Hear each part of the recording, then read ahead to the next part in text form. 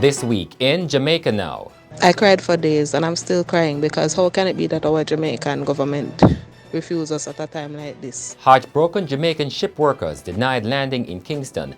They are now en route to Portugal, but will the government help?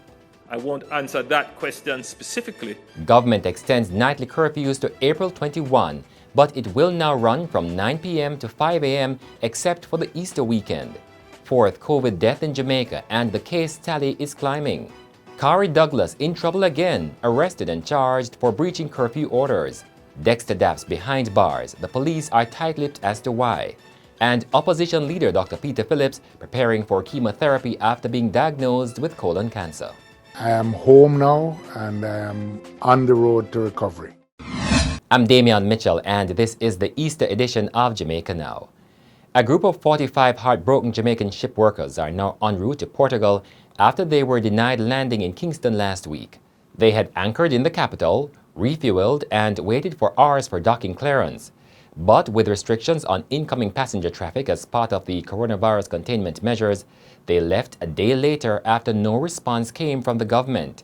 It was the first time in 21 days since the Jamaicans on board Marella Discover 2 were seeing land.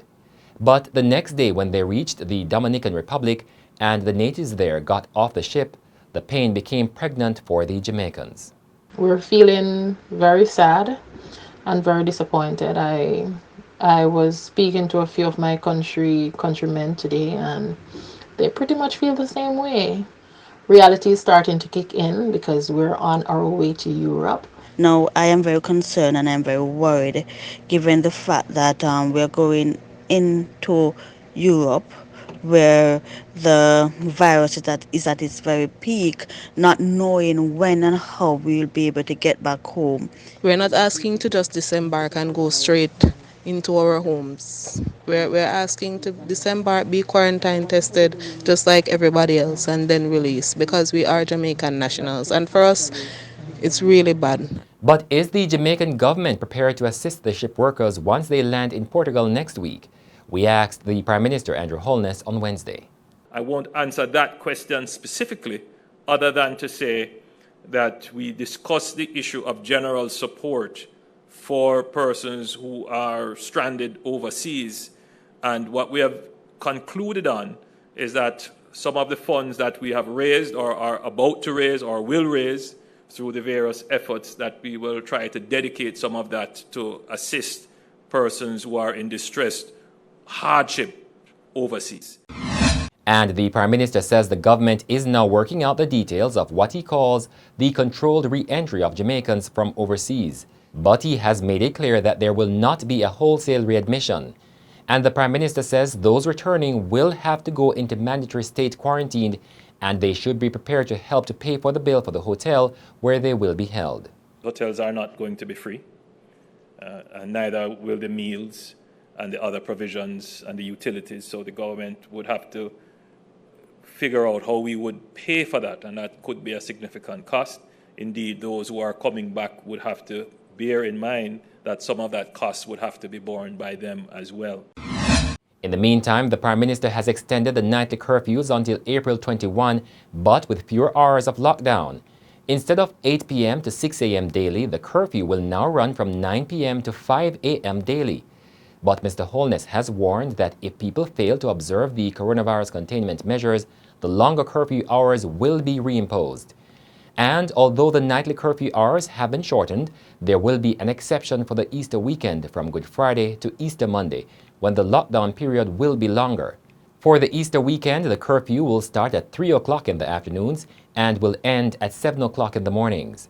And as the number of coronavirus cases continues to grow, Jamaica has now recorded 4 deaths. All are males. The Health Minister, Dr. Christopher Tufton, says as Jamaica continues to prepare for more cases, the National Arena in Kingston will be converted to a field hospital. The Member of Parliament for St. Andrew South Eastern, Julian Robinson, says he understands the reason for this decision, but he wants the government to assure worried residents that it will not expose them to any harm. There are concerns from the neighborhood, particularly Swallowfield, and I think it's just going to require some public education on the part of the Ministry of Health to inform persons of what is involved in the use of the arena and the precautions that are put in place to protect both the patients and the residents who live there. Councillor for the Trafalgar Division in Kingston, Kerry Douglas, has dismissed claims that she behaved disorderly on Tuesday night when she was accosted by the police for disorderly conduct and breaching curfew orders. She is to appear in court on May 6. Douglas was driving along the Meadowbrook Avenue in St. Andrew around 9:30 p.m. when she was stopped by the police. The police say while being questioned, she became boisterous and expressed abusive language at them. She was subsequently arrested and charged and later offered $20,000 station bail. Police investigators are trying to piece together possible clues into the Holy Thursday murder of a St. Andrew educator. Colleen Walker, a vice principal of the Excelsior High School in Kingston, was reportedly in her garden when she was approached by a gunman who shot her several times. One resident reported hearing about 7 gunshots. And popular dancehall artiste Dexta Daps is now behind bars as police detectives probe a murder and other crimes in the St. Andrew South Police Division. Dexter Daps was taken into custody on Wednesday. A video appeared on social media showing the artiste in handcuffs being escorted to a police vehicle.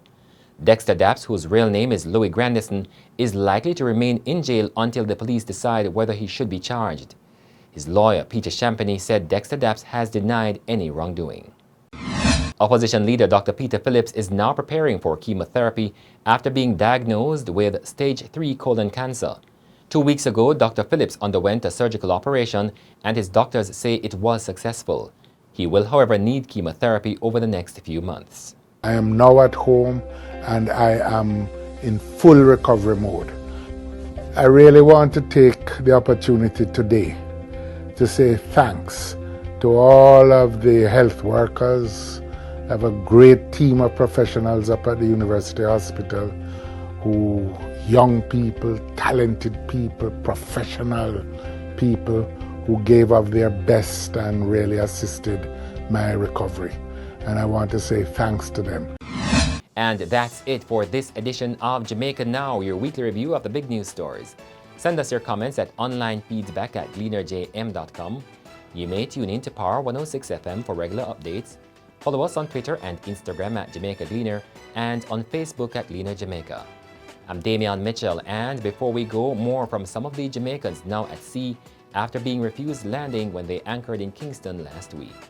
It's like he refused us, and we don't understand why. We don't have any sicknesses on board, we don't have any illness on board. There's nothing on board to say that, okay, that's why he was refusing us. So I don't understand. We're very worried. And point of the matter is, we just wanted to go home.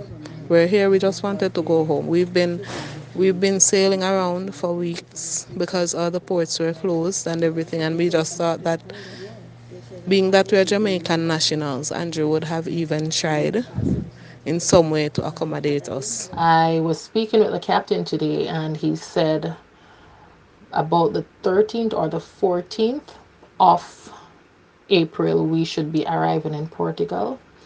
We don't know what's awaiting us there. We don't know what's gonna happen when we get there. Now we're at the point now where I am hoping that the government can organize or do something with some company in Europe, some airline or something, where we can get a straight chartered flight back to Jamaica or the nearest port of call to where we will be. They can get a flight to bring us back home where we know that at least we'll be safe.